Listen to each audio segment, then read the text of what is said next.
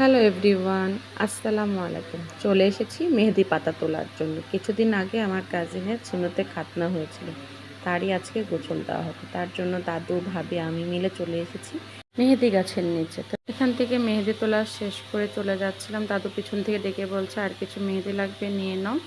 তারপর এই তো দাদু বলছিল কলা পাতা লাগবে, দাদু কলা পাতা তুলতে গেল। তো আমি দেখে দিচ্ছি ওইখান থেকে তোলো, দাদু বলছে না ওইখান থেকে না এখান থেকে নিতে হবে।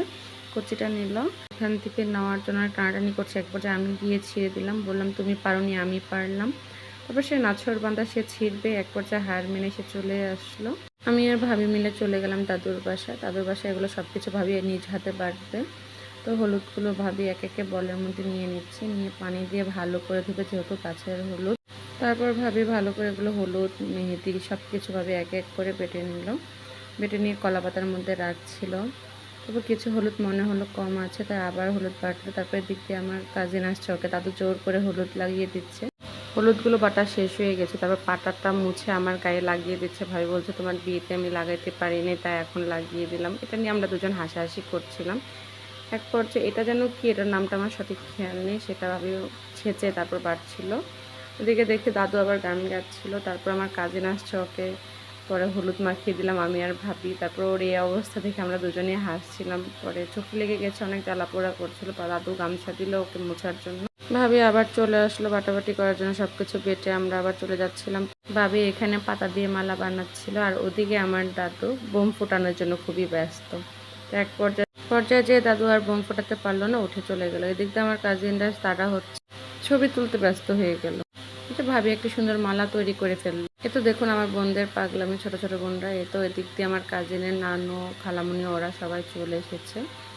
ওরা আসার পরে তো আমার কাজিনকে এখানে রেডি করা হচ্ছে, ওকে ফুলের মালাটা পরালাম, ওর নামের সাথে ছবি তুলে নিল। তারপরে তো ওকে সম্পূর্ণভাবে রেডি করা হলো। রেডি করার পর ওর ফাইনাল লুকটাও মাশাআল্লাহ অমায়িক লাগছিল। তারপর পান পাতা দিয়ে মুখটা ঢেকে দিল। ও বারবার মানে খুলে ফেলতে যাচ্ছে, আমার ভাবি দেখিয়ে দিচ্ছে এভাবে এভাবে করো, লজ্জা পাচ্ছিল।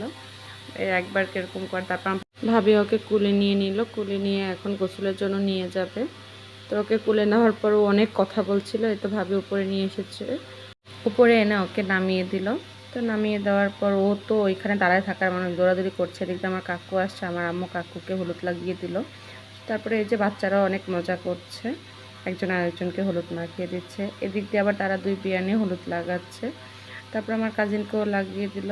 ও তো হয়ে গেল, মানে কী থাকতে কী হয়ে গেল বুঝতেই পারলো না। সবাই সবাইকে একদম মাখিয়ে টাখিয়ে শেষ। এদিক দিয়ে ওরা আমাদের জন্য পানি গুলিয়ে রেখেছিল, সেটা আবার ওদের মাথায় ঢেলে দিলাম। এরকম সবাই একটু পানি দিয়ে মজা করছিল। ছোট ছোট বাচ্চারাও অনেক অনেক মজা করছে। ওরাই তো মজা করবে। এরপরে ওরাকে দাঁড়া করানো হলো, হলুদ মেহেদি সব কিছু ওর গায়ে লাগানো হচ্ছে। তো ওই যে দাঁড়ায় আছে মেহেদি লাগিয়ে। তারপর আমার দাদু লাগিয়ে দিল ওকে। তারপর সাবান দিয়ে পানি দিয়ে সব কিছু দিয়ে ভালো করে গোসল করানো শেষ হয়ে গেল। তারপর গা মুছলো। ও সুন্দর করে লুঙ্গি পরছিল, পরাটা দেখে আমার কাছে খুব ভালো লাগলো, মনে হচ্ছে বড় কেউ লুঙ্গি পরছে। লুঙ্গি পরার পর ও এত সুন্দর একটা পোজ দিল, মাশাআল্লাহ খুব ভালো লাগছিল। সবাই মাশাআল্লাহ বলে যাবেন। তারপরে এই তো ওকে বরণ করা হবে। ভাবিকে আমি দেখিয়ে দিচ্ছিলাম এভাবে বরণ করতে হয়, কারণ এগুলো করে না। বাট আমার দাদু তো আগেকালের মানুষ, উনি আবার দেখাই দিচ্ছে। ভাবি পারে না দেখে ভাবিকে আবার বকাও দিয়েছে। তারপর ওকে মিষ্টিমুখ করানো হবে। মিষ্টিমুখ করিয়েছে। এখন এই তো টিল দেন, আল্লাহ হাফেজ।